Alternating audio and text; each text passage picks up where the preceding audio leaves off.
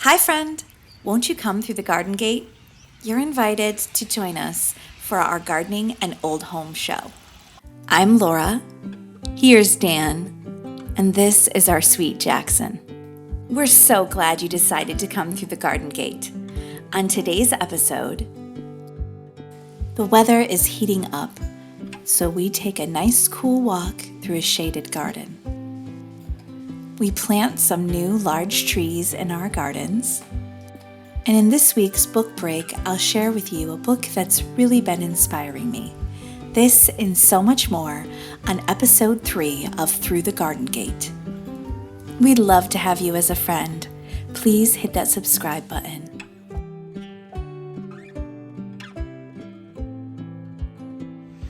Good morning. So this week at Brook, we have quite a few projects planned, but it's Jackson's last week of school. So we are also doing all of the last week of school things, all the parties and ice cream socials and all of the things at his elementary school. So we're just fitting in our gardening where we can. This morning we're going to be putting in 2 beautiful crepe myrtles. We actually picked them up at Lowe's, and they're quite large. I've not seen trees this full and large from Lowe's, at least our local Lowe's, before. So we grabbed those right up, and we're going to plant those this morning. What a beautiful morning in the garden. Everything's starting to fill in and look so lovely. This is the view from the porch, guys, and so I want to plant these crepe myrtles so that I can see them from the porch, but I don't want to block the view of the pond either, because this is where we can see all the wildlife, and we just really enjoy that view of the pond. So I don't want trees to block that. I want it to be a straight shot down there that I can see. Dan is also up bright and early, already starting garden work. It's just a real passion for us, guys. So we call it work, but on most days it really doesn't feel like it, except for when there's a lot of weeding. Neither one of us like to do a ton of weeding. So let's see what Dan is busy doing.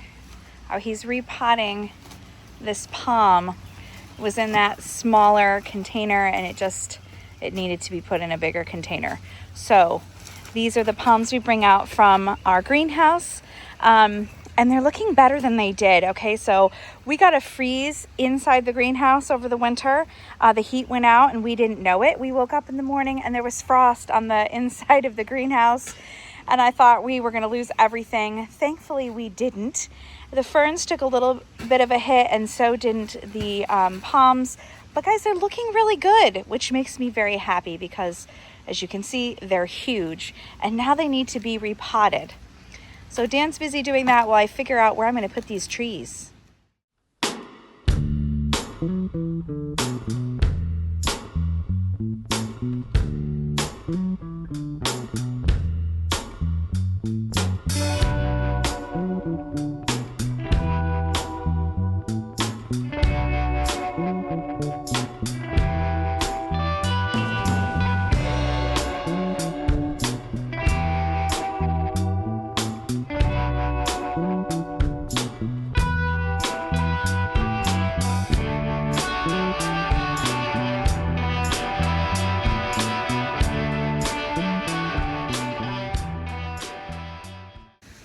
All right, so this is where we're going to plant these. So it doesn't block the view of the pond from the porch. And we've been trying to create a walkway through here to the labyrinth. I'll show you what I mean. So we'll have the 2 crepe myrtles. You can see we planted this tree, and we also planted some magnolias. So we want to actually even create a path through here. Not sure if we'll use stone or brick or what. And this tree we planted a few years ago. So it meanders through the trees around to the labyrinth. So I think utilizing the trees to fill in the pathway even more is a great idea.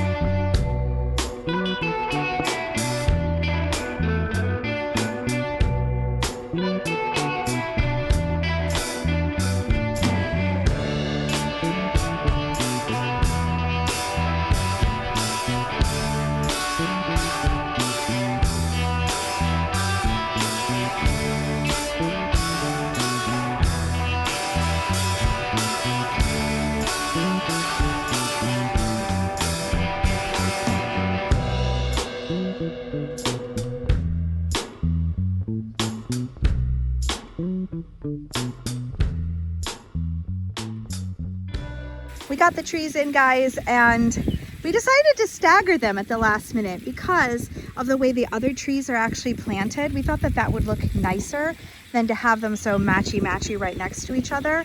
And we do have a gap right there that we need to get another tree for at some point, but I'm really liking how this looks. It's like a grove of trees that leads you through to the labyrinth.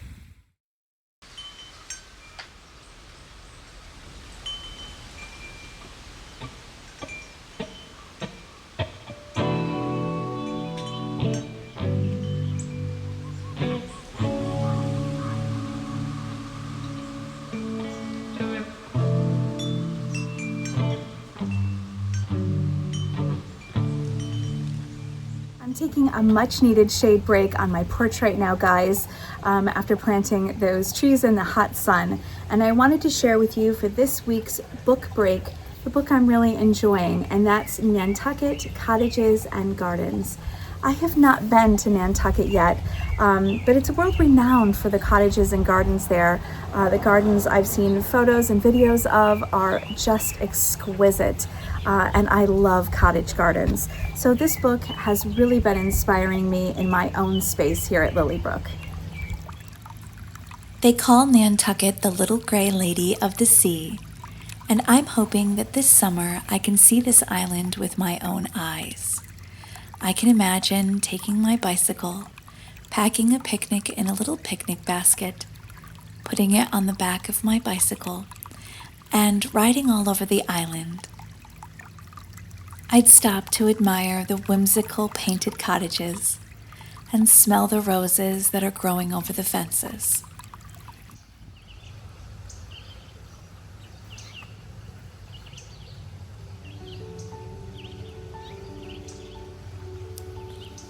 Every time I travel to a garden, I bring home with me the memories of the beautiful and unique, whimsical places I've seen. It fills me with passion and joy to be able to integrate this into my own garden spaces, like the sunken garden that we made from an old, broken down in-ground pool. From the moment I saw my very first sunken garden, I knew this was an idea that I wanted for my own home. Don't be afraid to think outside the box. Do something different in your gardens. Gain inspiration from the places you go. It's your garden space.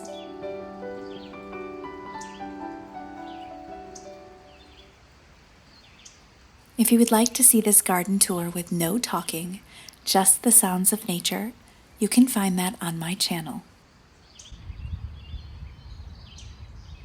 I've done a fair amount of traveling around the world. I've always been a bit of a gypsy, and I've always loved traveling to see new places.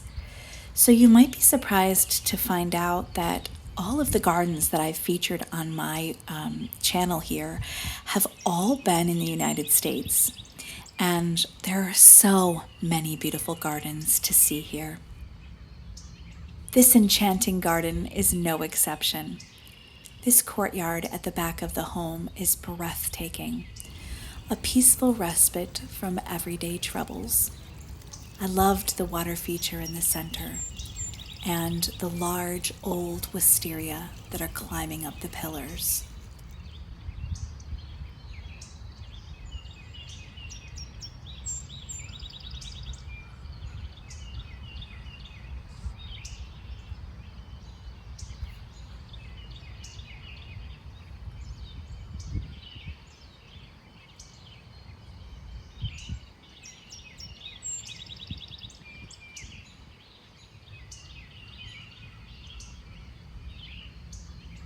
Let's walk slowly through this garden together and see where each path takes us.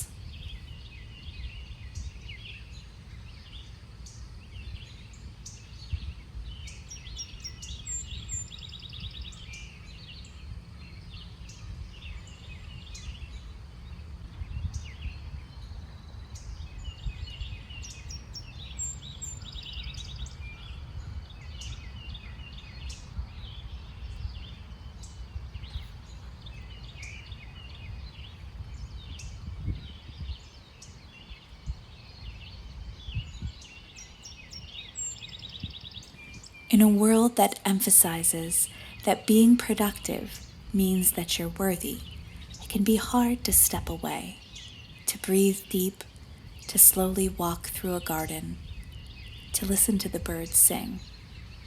But it's gardens like these that give me a moment of pause. And then it gives me great joy to share that loving energy with you, my friends.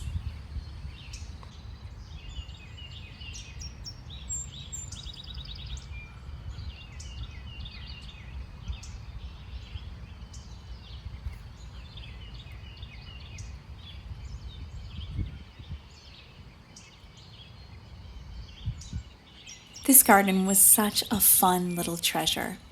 It's in New Jersey, by the way, the Garden State, as they call it. And I enjoyed that there was a nice amount of shade to be found in this garden. I loved that many of the paths led to these really beautiful little secret areas, it felt like. And other paths led back to that beautiful house with the courtyard. It just felt very special to be there this day.